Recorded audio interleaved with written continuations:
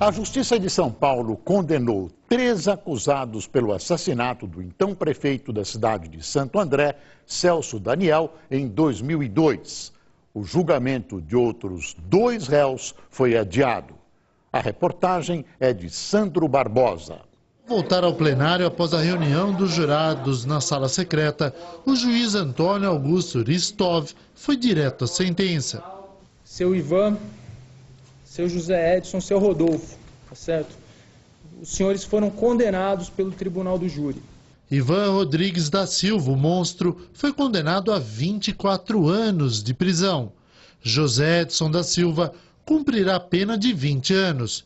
E Rodolfo Rodrigues dos Santos de Oliveira, o Bozinho, porque tinha menos de 21 anos na época dos fatos, foi condenado a 18 anos. No plenário, os acusados disseram que foram torturados e que o ex-deputado federal Luiz Eduardo Greenhalgh participou das torturas. Greenhalgh nega, diz que os réus tentam desqualificar a confissão que fizeram e que os depoimentos foram acompanhados pelo Ministério Público. O prefeito de Santo André foi sequestrado em janeiro de 2002, logo depois de jantar num restaurante com um amigo, Sérgio Gomes da Silva, o Sombra. O corpo de Celso Daniel foi encontrado 2 dias depois. No início, a polícia alegou que o assassinato foi um crime comum praticado por assaltantes. Mas as investigações do Ministério Público sustentaram que a morte do político foi encomendada por Sombra, que seria um dos responsáveis pelo esquema de superfaturamento de contratos na prefeitura da cidade do ABC Paulista, para abastecer os cofres do Partido dos Trabalhadores. Celso Daniel teria sido morto após discordar de desvios também para contas de pessoas participantes do esquema. Desde o início das investigações, 7 pessoas ligadas ao caso tiveram mortes misteriosas. Entre elas, o garçom que atendeu Celso e Sombra no dia do sequestro. Um preso, Dionísio Aquino Severo, resgatado de helicóptero de um presídio só para participar do sequestro.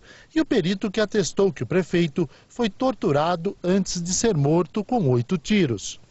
Para a família de Celso Daniel e para o Ministério Público, as condenações são apenas mais uma etapa do processo, que só chegará ao fim com a condenação de um outro réu. O Ministério Público quer ver o Sombra condenado porque a prova é consistente no sentido que ele encomendou o delito. Os réus foram condenados justamente porque receberam o dinheiro referente a essa encomenda. A família vai dormir sossegada com a condenação do Sombra, a família vai dormir sossegada com a condenação de todos os indiciados nos processos de corrupção de Santo André. Os outros acusados serão julgados no dia 16 de agosto. O júri de Sérgio Gomes da Silva, o Sombra, ainda não tem data definida.